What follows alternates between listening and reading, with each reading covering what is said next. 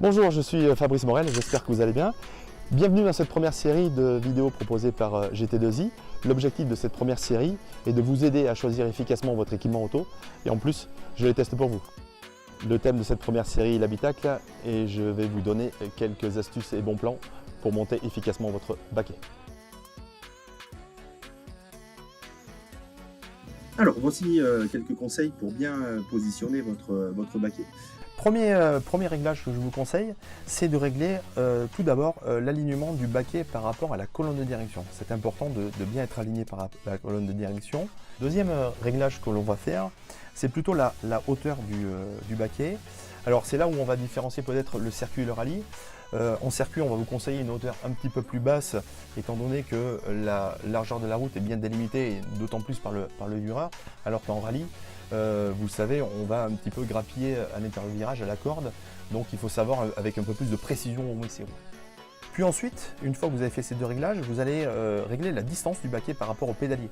Donc très simple, hein, on vient appuyer sur l'embrayage à fond et on regarde si le genou reste légèrement fléchi. Si c'est le cas, c'est bon. Ce réglage est important, vous permettre votre réactivité dans votre passage accélérateur-frein, mais aussi la puissance qu'on va pouvoir effectuer sur la pédale de frein.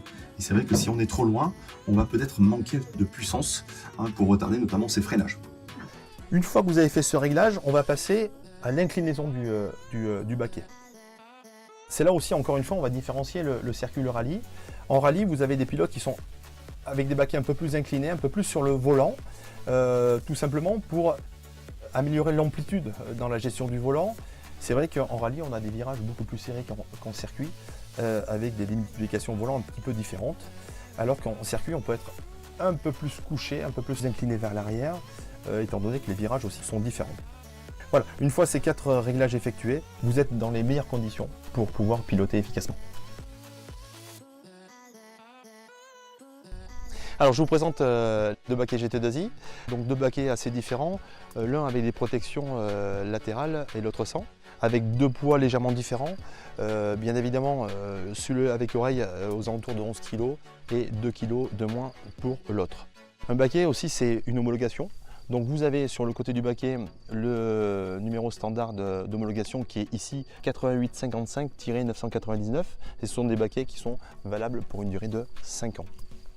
Moi si j'ai un petit conseil à vous donner, c'est que privilégiez le baquet avec protection latérale, surtout en cas de choc. Vous aurez une meilleure protection de la tête et un très bon complément avec le hands. Le baquet aussi c'est une taille. Et le pilotage, le ressenti de pilotage passe essentiellement par le bassin. Donc si vous avez votre bonne taille sur le baquet, vous ressentirez beaucoup plus de choses dans votre bassin et automatiquement vous aurez plus de précision dans votre pilotage au niveau du volant et des pédales, ce qui vous permettra d'être plus performant au volant. Alors concernant l'ancrage du baquet sur les fixations latérales, donc tout d'abord moi je vous conseille de monter des vis à tête hexagonale creuse, surtout avec une qualité 12.9, c'est la qualité la plus résistante que vous aurez. Parenthèse, vous allez trouver cette référence dans la boîte GT2i qui est vendue en magasin. Veillez aussi à avoir une rondelle suffisamment large et épaisse afin d'éviter les déformations au serrage.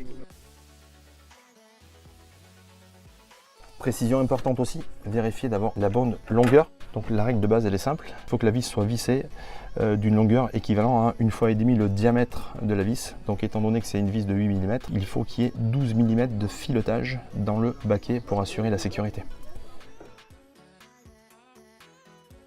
Voilà, l'avantage des vis à tête creuse, c'est que ça simplifie le centrage de la vis pour éviter d'endommager le filetage dans le baquet.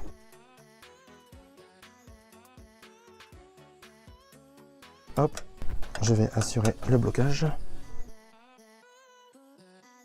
Voilà, baquet bien fixé. Merci d'avoir regardé cette vidéo. Si vous souhaitez plus de détails, plus d'informations, n'hésitez pas à vous connecter sur le site GT2i.